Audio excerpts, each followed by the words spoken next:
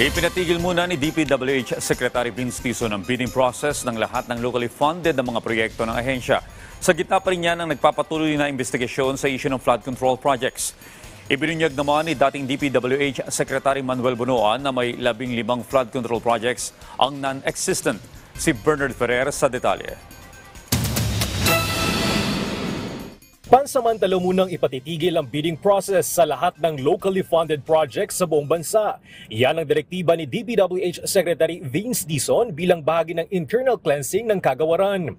Dahil na rin yan sa alegasyon ng irregularidad at anomalya sa implementasyon ng ilang proyekto. Ito ay para hindi na rin magsunog ng pera ang gobyerno. Kailangan muna naming i-review at aralin based on the President's directive to clean house.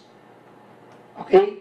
So, the President does not want any more money of the government, of the DPWH, thrown sa ilog. Sabi nga. Tatagal ng 2 linggo ang bidding suspension. Magpapatuloy pa rin ang implementasyon ng mga foreign-funded projects. Ibinunyag naman ni dating DPWH Secretary Manuel Bunoan na may 15 proyekto mula sa kabuang 1,600 validated flood control projects sa bansa ang itunuturing na non-existent o nawawala. Pero nilinaw ni Bunoan na hindi pa may tuturing na ghost projects ang mga ito dahil kailangan pa ng karagdagang verifikasyon. Isusumite umano ang lahat ng dokumento kay Secretary Tizon para sa karagdagang investigasyon.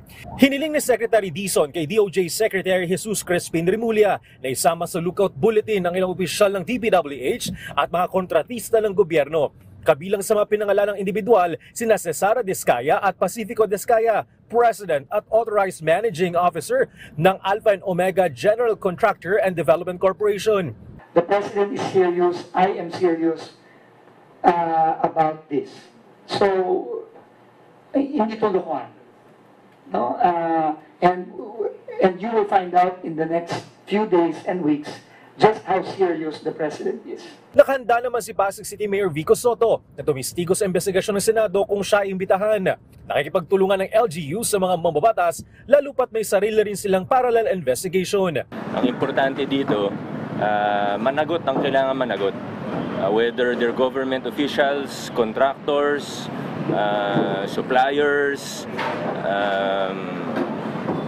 politicians or career officials, importante may managot. Hindi pwedeng pagkatapos ng ilang buwan, tatahimik na lang ang issue, tapos magkakalimutan na tayo. Tumanggi naman si Mayor Soto na magkomento sa pagsalyado ng Bureau of Customs sa mga luxury car na konektado sa pamilya Descaya. Naging katunggalin ni Mayor Vico Soto si Sara Descaya nitong 2025 midterm elections.